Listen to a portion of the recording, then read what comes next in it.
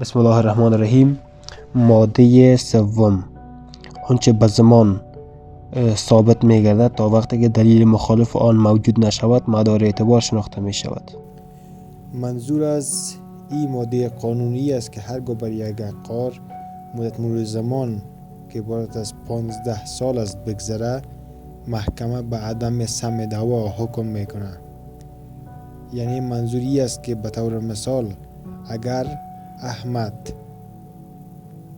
برای علی یک خانه را تسلیم میکنه و خودش میره به جای دیگری و بیشتر از 15 سال نه احوال از خانه میگیره و نه پرسان میکنه و نه کرای رزی میگیره، بعد از مدت 15 سال میاد دعوا میکنه که ما میخوایم دوباره خانه خود بگیرم. محکمه اگر چی بفهمه که حق مربوط احمد میشه، ولی به عدم سمع دعوا نظر به این ماده قانون حکم میکنه.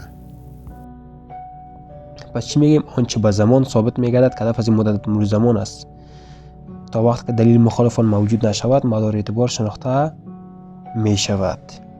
ولی یک حالت متوجه باشیم. به طور مثال زمانی که این گفته که در خود ماده 3 گفته که آنچه با زمان ثابت میگردد تا وقتی که دلیل مخالف آن موجود نشود. دلیل مخالف چی بوده میتونه؟ به طور مثال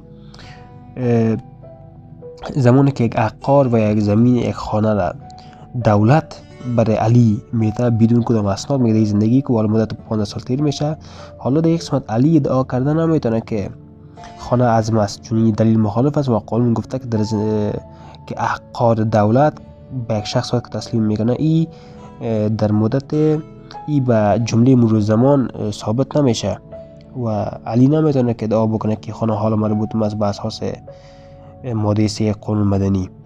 پس این دلیل مخالف به وجود آمد. در فقره 2 ماده 3 گفته که الغای حکم قانون جز توسط قانون بعدی که صراحتاً به الغا یا تعدیل آن حکم نماید صورت گرفته نمیتوند. یکی ما الغا داریم، یکی تعدیل داریم. شما در یک ماده قانون شاید چندین فقره رو ببینین. تعدیل به معنای ازی است که یکی از فقره های ماده قانون از بین برده شود و یا به جای از او یک ماده دیگه گذاشته شود. و اما الغا به معنای ازی است که مکمل اون ماده از بین برده شود. حالا در یک قسم گفته الغای حکم قانون جز توسط قانون بعدی که صراحتاً به الغای یا تعدیل آن حکم نماید صورت گرفته نمیتواند. به این معنی است که تا زمانی که در مورد یک قانون یک ماده قانون یک قانون جدید نبیه و او را الغا یا تعدیل اعلان نکنه، هیچ کس نمیدونه که قانون الغا یا تعدیل اعلان بکنه.